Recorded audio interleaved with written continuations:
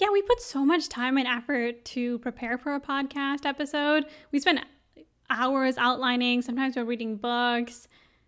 And to be honest, by the time we get to the point of recording, we're a little tired. You want to, to some extent, you want to have the conversation and then you're like, okay, perfect. We did this. Let's continue on with our lives. Hey there, welcome to Mastering Product Discovery. I'm Fraser and I talk to a guest each episode about a product that they bought that transformed their lives. I follow the jobs to be done customer interview format, which is a way of unpicking and unpacking a customer journey to work out what their pain points were and what their struggling moments were. In this episode, I talk with Michelle Varghese. She's a podcast host and a writer. She's going to tell us about Riverside, an app that she's purchased to help her give flawless podcast interviews. Let's dive in. If you can think back to when you bought Riverside, tell me about the moment that you purchased. So my sister and I have a podcast that we've had for 3 years, and we've been using Riverside almost the entire time. And the funny thing is that part of the reason we initially purchased Riverside or started using it was because when we started our podcast, we had one microphone. We would sit together and we would just record off of one microphone. And it would go directly into Audacity, like the free recording software, and we would call it a day. And so once we started to get a couple episodes under our belt, we thought it would be better to have two microphones. And the thing I didn't realize at the time was that with our USB mics, with the type of microphones that we bought, if we sit in the same room together and we speak into our microphones, we pick up all of the extra noises. Like, it's not made for that. And so ironically, we actually started using Riverside because we just needed to be in two separate rooms and be able to record. And one of the things we really liked about Riverside was that the internet quality didn't matter as much because it records locally on your actual laptop. So any conversation we're having, even if I start to lose internet, she starts to lose internet, we would actually still have the audio, which is really important to us. So this was something that we were thinking about for a while. We actually interviewed my friend for our first interview. He had like a startup and we thought it would be like an interesting conversation. But it was a major learning experience because we weren't sure if we could be, that's when we realized actually that having two mics or being in the same room together, all of those things hurt us. And so after that, we were like, okay, we'll use this for us when we're doing just interviews with me, just conversations between me and my sister, but also we'll use it for anytime we bring on a guest. So that was the initial reason why we purchased it, was actually just because we couldn't have two mics in the same room together. And it was picking up like echoes as well as other sounds, was it? Yeah, exactly. Like if I was sitting here silently, my sister, she was talking, it would just pick up all of her voices. And if I laughed at the same time as she was talking, it would mess it all up. Versus with Riverside, we get two separate audio tracks. So one, I can take out any sort of extra noises, which is really helpful. And two, we just aren't in the same room, so we don't have to worry about our mics just constantly bleeding into each other. So then you started sitting in two different rooms and recording separately.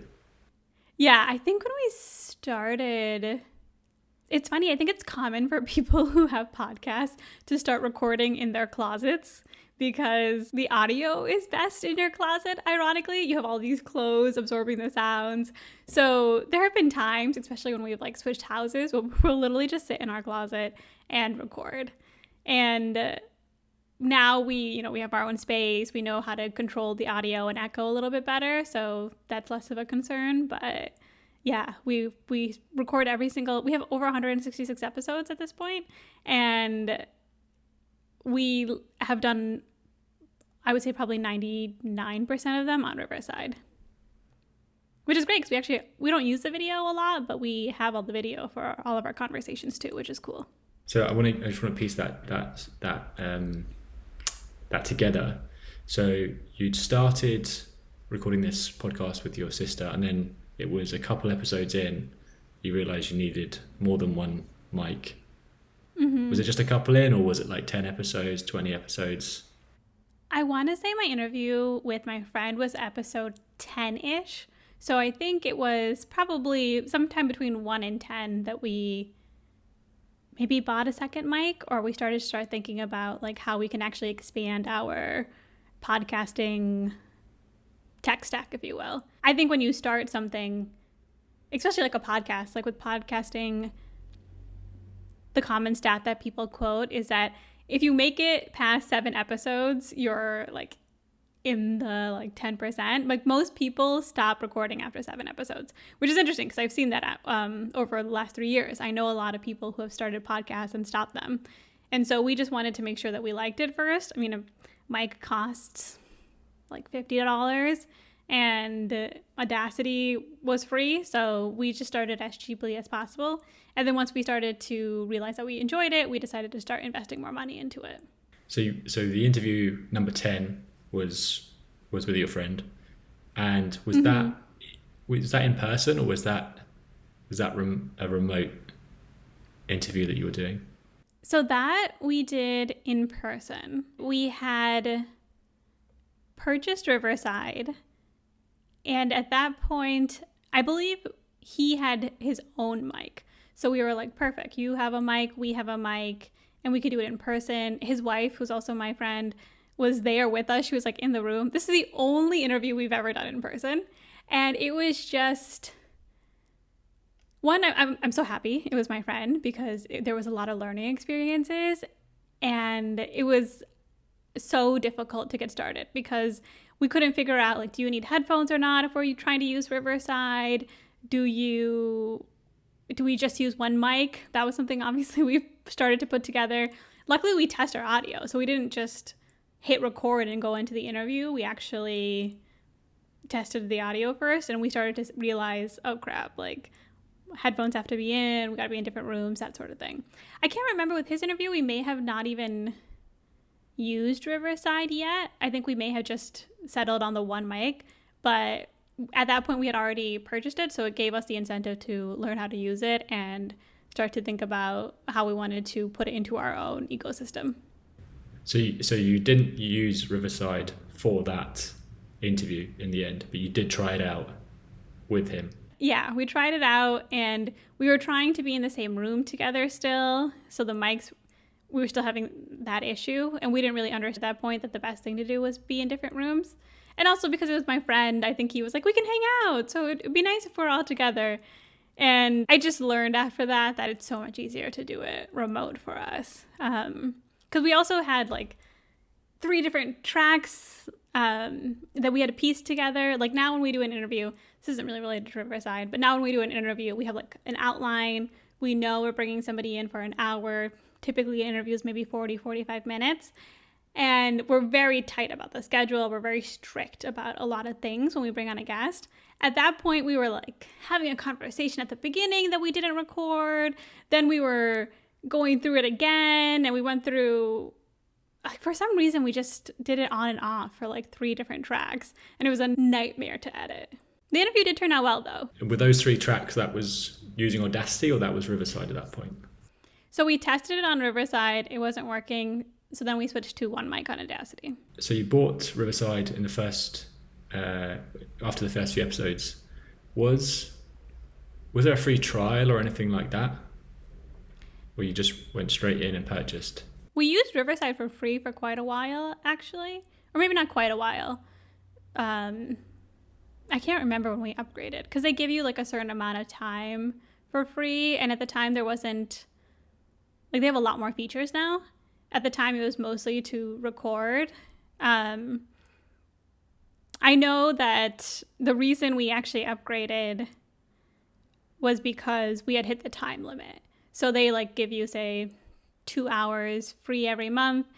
We had 1 month where we went over and we upgraded. But around that time, they also, since then they've launched a lot of features, and we just never downgraded. Sure.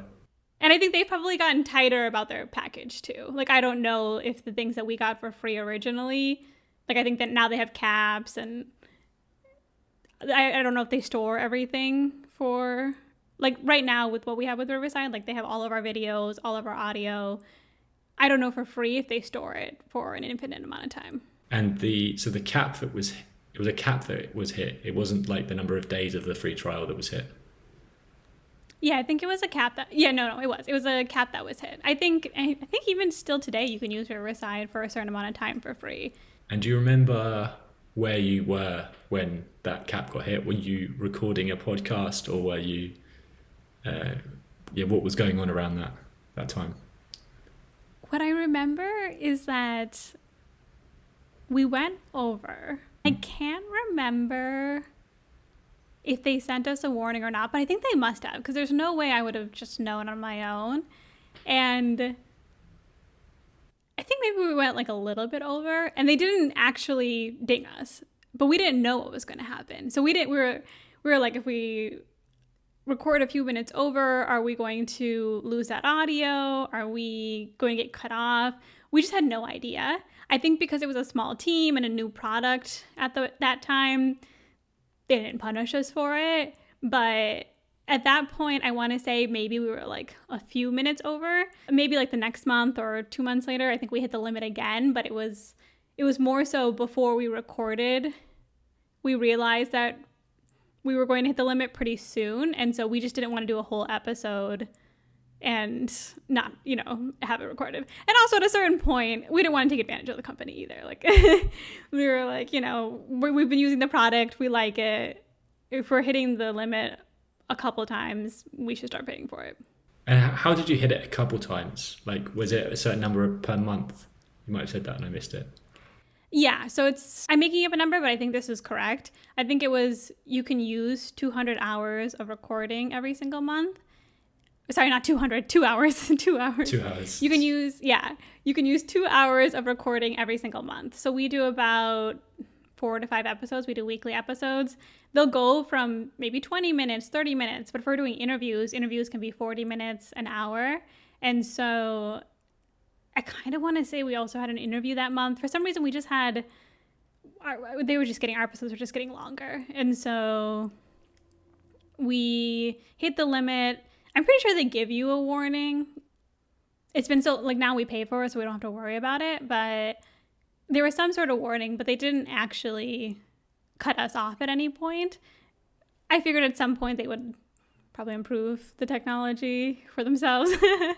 But they were kind enough not to, like, hold our audio hostage, which actually I appreciate, as a customer. I think that also made me feel better about the fact that we could invest a little bit of money into this. And to be honest, I actually think that's also the advantage of using something like Riverside that's made for podcast or video interviews versus, say, like a Zoom. Like, if you hit your free trial Zoom 40 minutes, like at 10 minutes, you get a countdown, right? Like, they're kicking you off. It's nice that, like, I appreciated that Riverside wasn't doing that.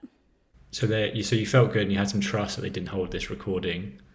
But you also had some anxiety that maybe they were going to, or maybe if you were to go over during a podcast, then that footage would be lost. Yeah, we put so much time and effort to prepare for a podcast episode. We spent hours outlining. Sometimes we're reading books.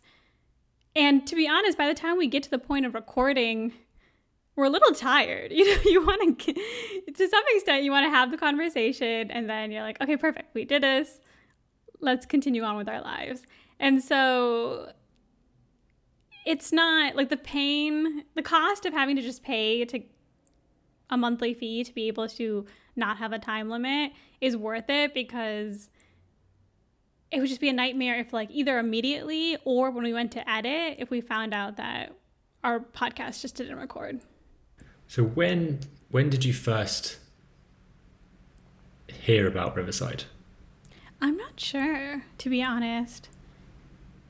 I didn't know anyone else who was podcasting at the time, so it couldn't have been a recommendation. It could have been one of two things. I was doing a lot of research on different podcasting tools. I would make spreadsheets and compare them, so it's possible that's what happened. Actually, no, I do remember. My sister, when we started our podcast, she was on a podcast called Bigger Pockets. They interviewed her about like personal finance stuff, which is around the topic of our podcast. And they used Riverside. And that was our first exposure to this technology. Like, we didn't actually know that there was an option outside of Zoom. So I'm pretty sure that was our first exposure. And to be honest, because it worked pretty well, that's probably also the reason why we chose it over Zencaster or Squadcast or any of the other stuff. But I do remember looking at the other tools as well. So Bigger Pockets was the name of that podcast that she was a guest on. Yeah, Bigger Pockets. They have Bigger Pockets Money, and I think also Bigger Pockets Real Estate, and she was on Bigger Pockets Money. So that was our only exposure to anyone else who had a podcast. So that had a pretty big influence on us. And is it quite a successful podcast? Yeah, it's huge. I would say it's probably one of the top real estate podcasts. And their money podcast is it's popular in the personal finance department if you're a personal finance nerd like us. Which I think also helps, because when you know that a big podcast trusts a software, it makes it a lot easier, right, to have confidence in how something works. If it works for them, then it's going to work for you on a smaller scale, in theory. Exactly. Especially since we could start with zero cost. It was easy to experiment with. Yeah, I think that was the big thing. And I remember when I was researching, I don't remember which ones, but there were certain tools where the reviews that I read, a few people had mentioned for some of them that their audio got lost, or they just completely lost a recording, which again is the number one nightmare when you are hosting a podcast, is that it does not get recorded or you lose the audio. And so we had trust because this other bigger podcast was using Riverside. And then also I was reading negative things about some of the other tools. What like, do you have any, can you remember what you were reading at that time?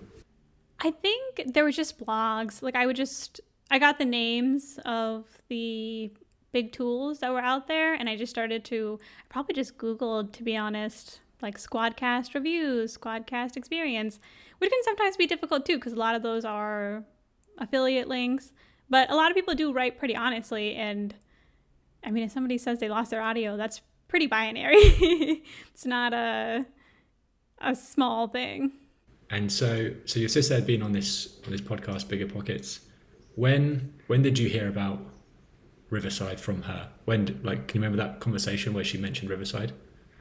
My memory is that she was preparing for the interview and I was helping her, and it was a pretty big deal to us. Like, we were really excited about it, and she's the bigger personal finance nerd, so she was just really excited to have an opportunity to talk to them and go through her finances.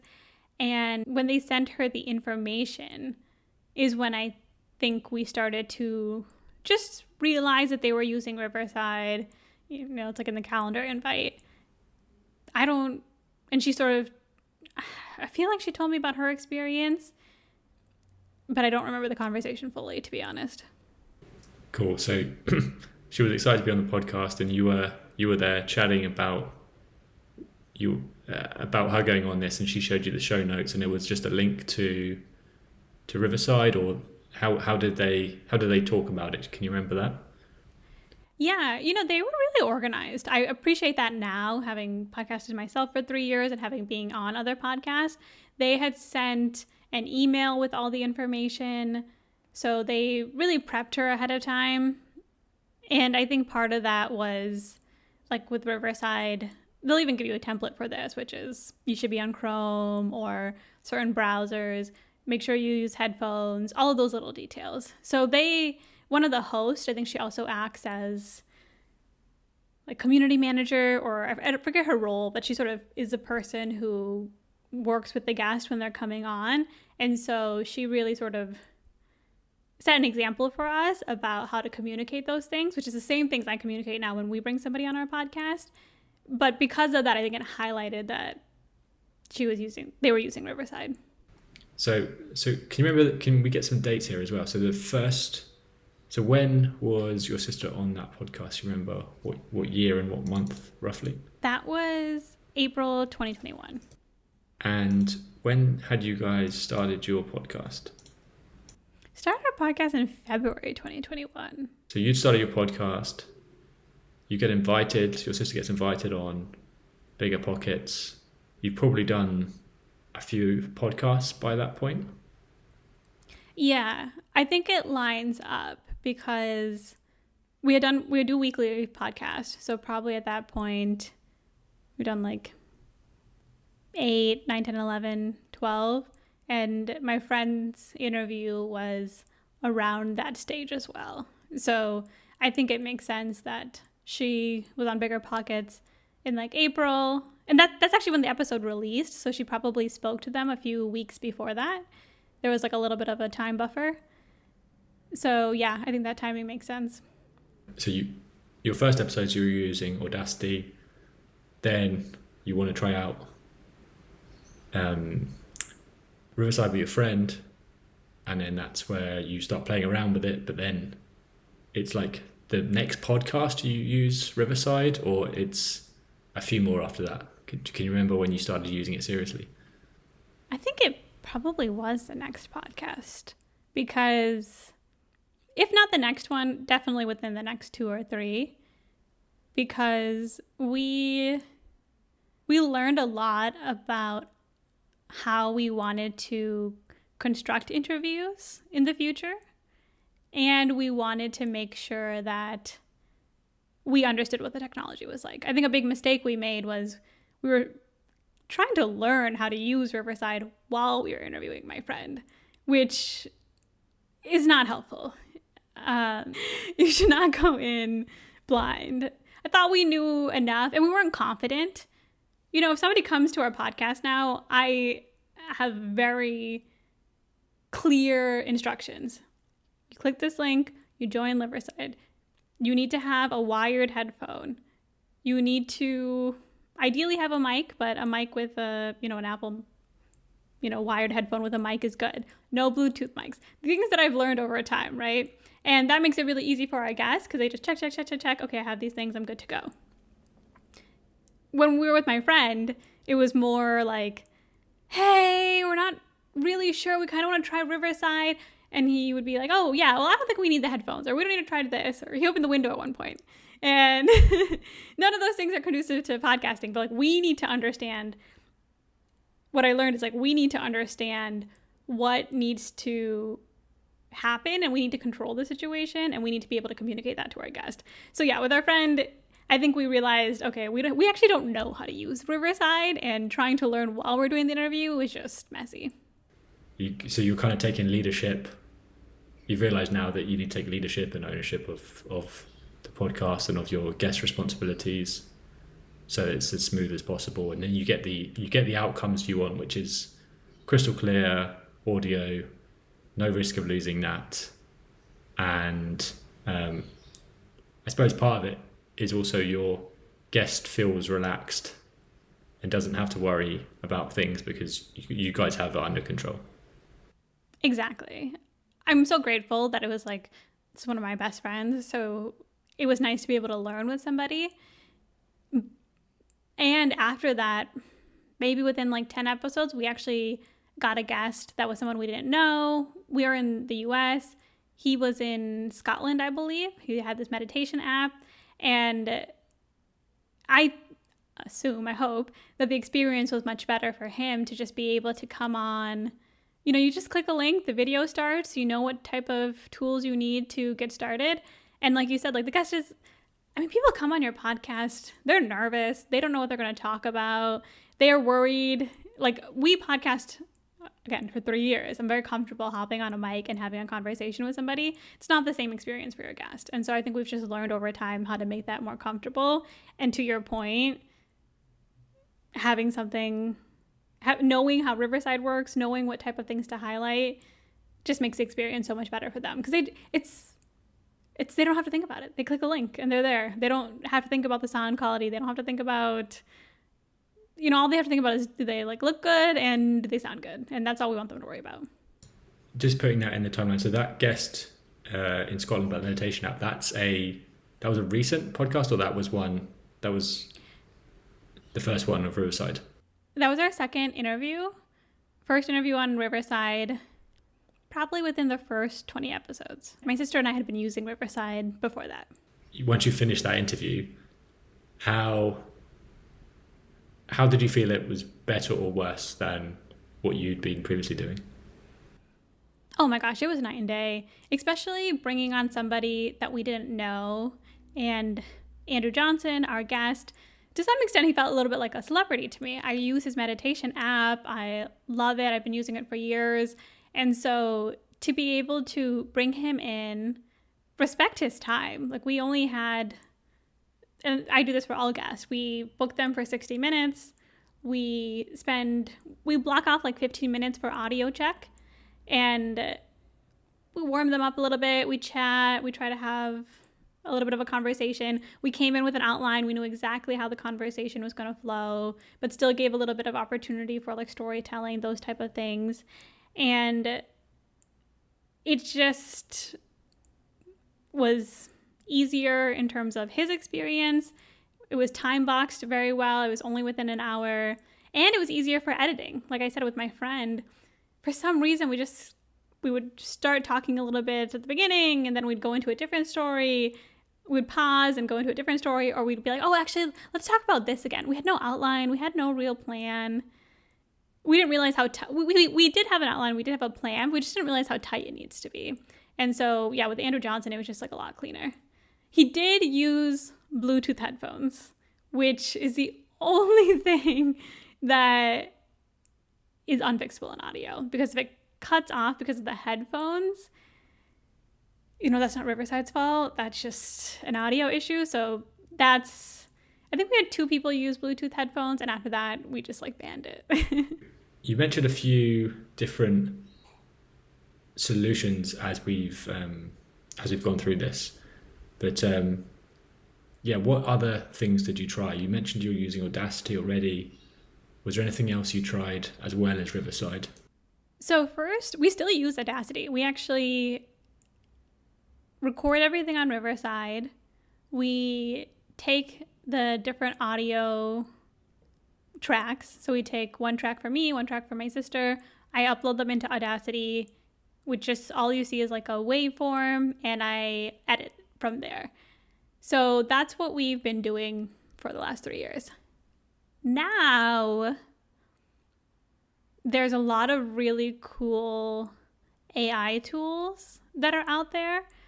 And I have a lot more podcasting friends, so I've heard, I have like strong recommendations for certain things. So Descript is something that we're evaluating right now. They have an AI editing tool. So instead of just looking at the waveform, you can also see a transcript of the podcast, and you can quickly remove filler words, or sometimes we'll restate things, or, we pause because a fire truck passes by. So Descript has that, which they were built for that, is my understanding. But now also Riverside also has their own AI tool. So it's interesting because like the AI text-based editing, which was brand new like a year ago, is starting to pop up in a lot of different places. I actually use it on Vimeo when I work with Small Bets, which is a community we're both in. So what I've heard is that the AI editing tools can cut people's editing time in like half. Like it takes me about 5 hours to edit our podcast right now.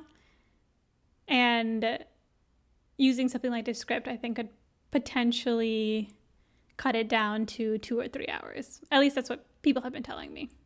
So that's what's most interesting for you about these other tools, is being able to reduce your editing time. Yes. You probably know this. The podcast itself takes, 20, 40, maybe an hour to record.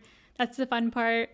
Then you go to the lab, you go on something like an Audacity, and you're just listening to the recording over and over and over again, and all of the breaths, and you hear all of the little, ums and buts, and it takes a long time. It's not fun at all.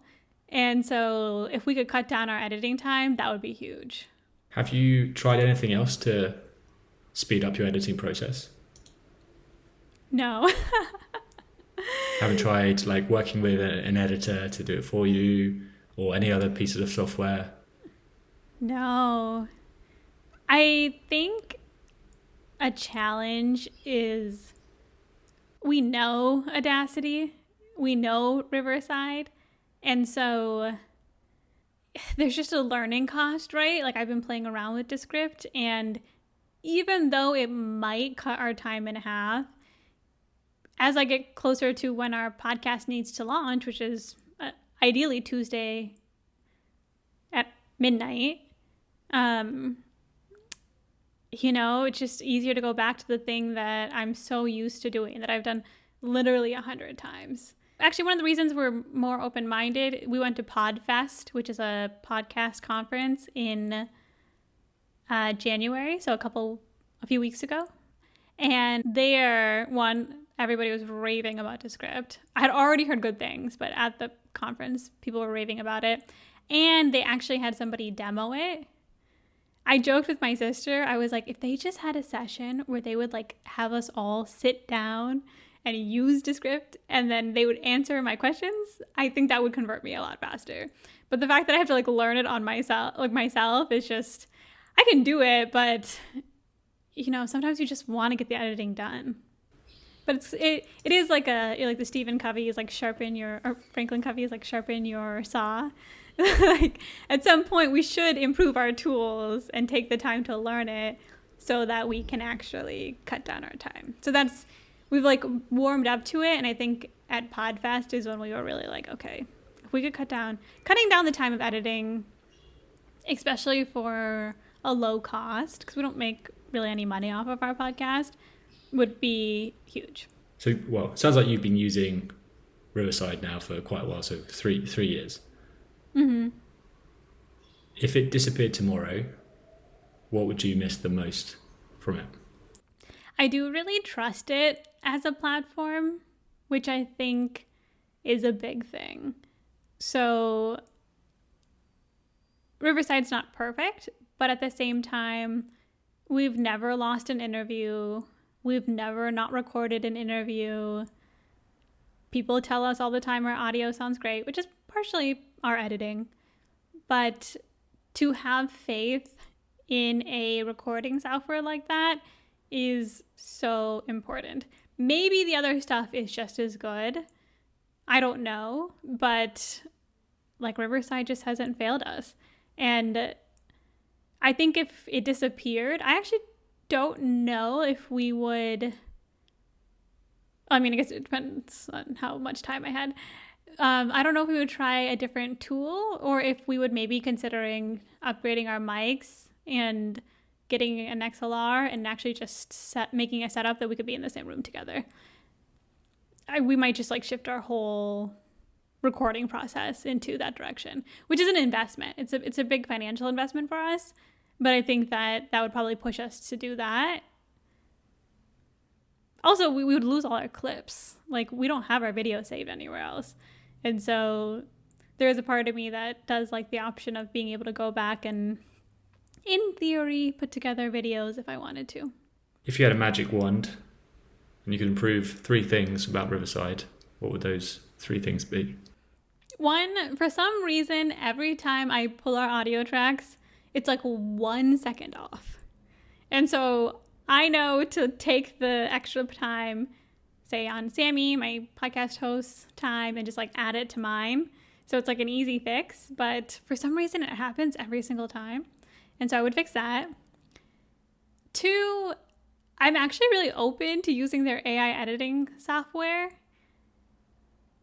But something I've noticed just across the board with Descript, and I think this is just true for a lot of these tools, it's a very small thing, but like in Audacity, you can really easily remove the background noise. Like they have a noise reduction tool, and within 3 clicks, I can get rid of, if the AC is making noise, there's like wah in the background. And that improves the quality of our podcast tenfold. It's a small thing. It's so small. But the fact that I have to, let's say in theory, if I was using Riverside to edit my podcast and I was using their AI editing tool, which would help again with filler words and those type of things, if within Riverside I could literally just do the same noise reduction thing, that would be amazing. Because to download it onto my computer, to take up space on my computer, to do the noise reduction, then to separately upload 2 tracks back to Riverside or to Descript even, it's a huge burden and not really worth it in my opinion. So if I could do that, like if they could just have a really solid noise reduction tool, a small thing, but such a big thing, then I would be really happy. And the third thing, it's all audio based. It's all about the noise. The third thing is the other thing that we do on Audacity, and we go through and we to every single one, is that like a lot of times in podcasting, especially when we amplify the sound of the mic, it also amplifies our breaths, which I don't know if everybody cares about this, but it drives me crazy when I'm listening to our podcast when I'm editing it or any other podcast, and you just hear the, like the breaths. So we actually either delete or make the breaths quieter. Again, such a small thing, but it's just you can't do that with one quick tool. I don't even think you can really do it on these AI editing tools. So something like that would really help because, to be honest, we've been doing our podcast for so long. We speak pretty well. We don't have a lot of ums or buts. Like, that's not my main issue. If we interview a guest, they tend to have more filler words. So it's helpful, I guess, in that sense. But for me, it's actually just about the general audio quality. Like, if I could fix that and then go through and quickly do the text-based editing, that would cut down my time by so much. But it's like a weird problem to have because I think people think it doesn't cost anything to like download the audio and re-upload the audio, but my poor MacBook Air has hit its storage limit a long time ago. So literally last week I was editing my podcast and I was trying to use Descript and I had 3 different files and I could not upload it to Buzzsprout, our podcast platform, because I didn't have enough space in my computer. So then I have to go through, I try to back up our podcast episodes, but I'm not great at keeping up with it. So I had to do that. And this was all at like 11 p.m., like an hour before I'm trying to publish. I'm trying to go to bed.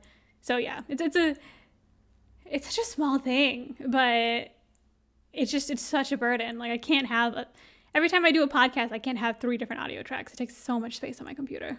So those 3 are removing 1 second off the audio. Sounds like perhaps a bug, that one. Yeah, I mean, they'll fix it too, I think, if you message them, they say, but it happens every time. Maybe I should surface this. That is something they can fix. That I should just tell them. I should be like, I've done 166 episodes. Every single time it's like 1 second off. Or maybe we're doing something wrong. I like cannot figure it out. Would that be more annoying if they're like, you guys have done it wrong for 166 episodes? No, if there was a fix, I'm happy to do it. Like I'll make it so that neither me and my sister talk at the end. Like I thought that was the reason it was happening. And sometimes it's big. Like sometimes it's like 15 seconds, which that has happened like once. That's a major bug and they fixed it. But yeah, it's such a tiny thing, but and I've had, like, I'll tell my friends this. I'm like, just so you know, if you use Riverside, your audio might be like a second off. But that's also that's also why we can't fix that in Riverside. So I have to go to Audacity and make those adjustments. So on Riverside, like sometimes our videos will be a little bit off or sometimes our audio will be a little bit off. And I would be much more likely to use their AI text-based editor on the platform that I'm already paying for if I didn't have to, again, take everything off the platform first, fix it in Audacity, and then upload it. So this is actually, I should tell them. I'm convinced. They should know. So yeah, you got the 1 second off the audio, noise reduction that you're getting from Audacity. They should just build it into the platform. And then when you amplify microphone sounds, it also amplifies the breath. Yeah. So get rid of that. Yeah, exactly. If they could take in those functionalities from Audacity, noise reduction, compressor, which is how I amplify, like match up the noises. And I actually can't do this. We have to manually go through and like adjust the breaths. But yeah, if I could do that in Riverside, that'd be great. Cool. And zooming out, what kind of progress what kind of change in your life did you want by adding Riverside to it? That I would want, or that it's brought me? That you wanted before you started using Riverside. Oh, it's so much easier. Being able to not use the same microphone with my sister. It seems like a small thing, but our chemistry is just a lot better when we can both talk on two separate mics. We can laugh at each other's jokes. We can interrupt each other, but know that can be fixed in post. Versus when we're on one mic, it's I lean in, I say something. She leans in, she says something. Small thing, maybe people don't notice, but maybe they don't notice they notice. But a lot of people do like our chemistry, and that we have really good banter, and that even though we're talking about these like educational topics like personal finance or lifestyle design, I think we're able to make it fun because we can just, kind of watch each other in the camera and have like a real conversation versus, again, going into a mic. She goes in the mic. There's no camera, it helps to see yourself. So the conversations are more natural, do you think? Yeah, for sure. And obviously the technical aspect of the fact that we just can't use two mics.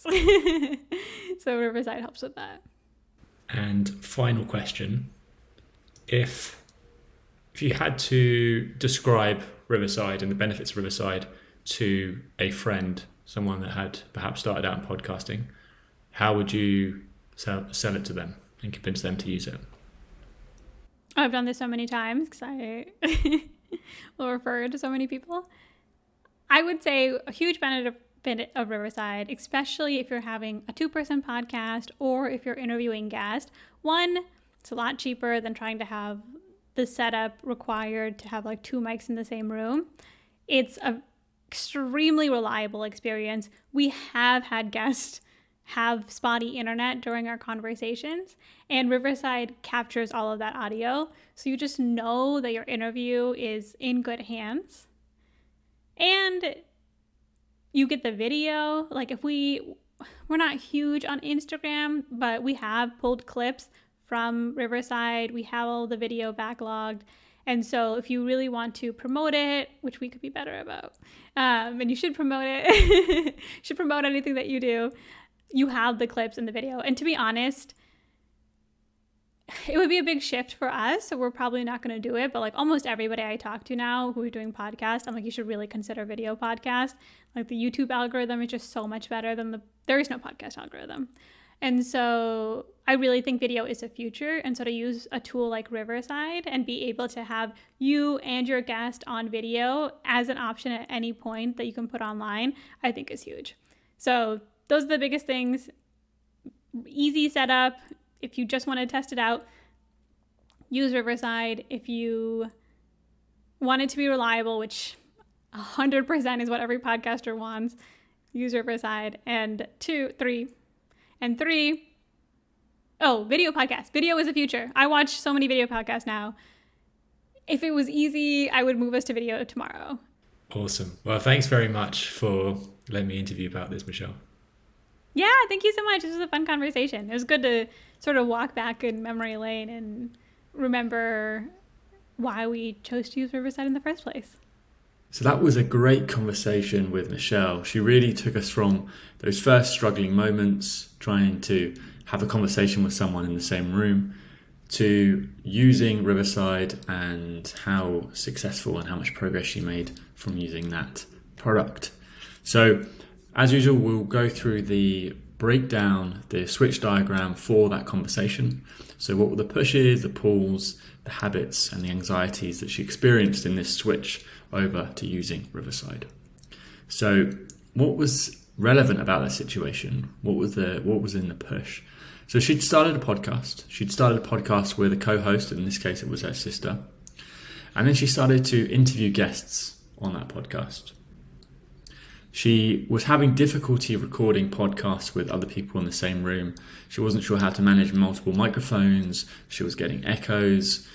She didn't feel that she could be that natural in conversation with some of the problems that she was having with the recordings. And Then there was a time where she went over her free limits with the Riverside product, and she was worried about what would happen to her footage. The thing that triggered all this was when her sister was a guest on another podcast. They'd got their processes down, their systems down, and they were using Riverside themselves. So that's what sparked the idea for using something like this. And the pull of the situation, how did they see their situation improve? What was it about Riverside that drew them in versus other solutions that they'd considered? They wanted to be able to have natural conversations. They felt like when they were using this one mic, they were sort of leaning in and leaning back, and it didn't flow in the way that they hoped it would. They wanted to have amazing audio quality. You could hear when Michelle talks about this, she really obsesses over having really, really clear audio. She didn't want to lose audio. She was fearful of having interviews with people and then that audio just not being there. And she wanted to be able to edit her podcast faster and easier. That's something it sounds like she's still having trouble with, something that maybe a new solution can come in and improve for her. And she wanted to be able to sit in the same room as her guests. But that was causing problems with the microphone feedback and the echoes that she was getting. But that was the vision, that was the progress she wanted to make. And she wanted to make her guests feel relaxed. She wanted them to feel like everything was under control and all they had to do was show up and talk. So what anxiety did she have about Riverside? Well, she was unfamiliar with the tool to begin with. I think she had been using Zoom up until that point. And she didn't want to try it for the first time with an important guest. So she told that story of when her friend came over and they were trying it out in the same room as their friend. And that was a nice onboarding experience for Riverside there, because it was a low risk situation for Michelle and Sammy, her sister, and they could just try it out. They were worried if they needed to use headphones. They were worried if they could use multiple mics or if it was just one mic. And then they were prompted at some point that they had to pay and their limits were being maxed out. So they were worried what would happen with their content when they hit these limits. Would they be cut off, in the middle of a call if they maxed out their limits? Turned out they didn't, and that seemed to gain some favor for Riverside from the podcasters. So what was the habit of the present? What was Michelle doing around that time that would cause some friction to switching?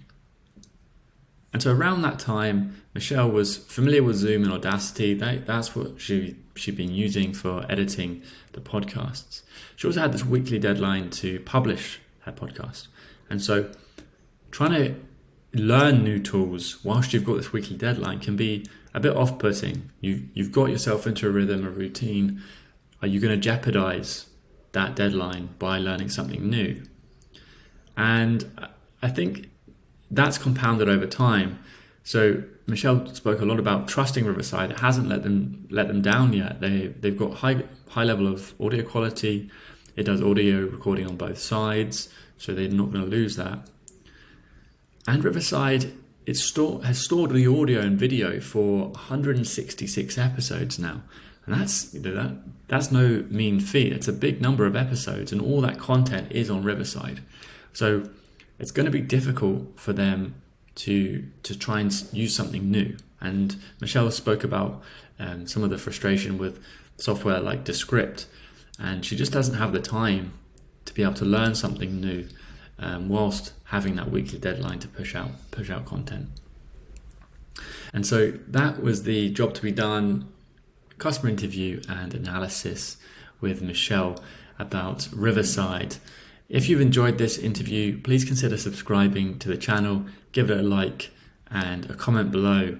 If you've done any podcasting, I'd love to hear what you've used as well to overcome some of these problems that Michelle outlined. Let me know in the comments. See you next time.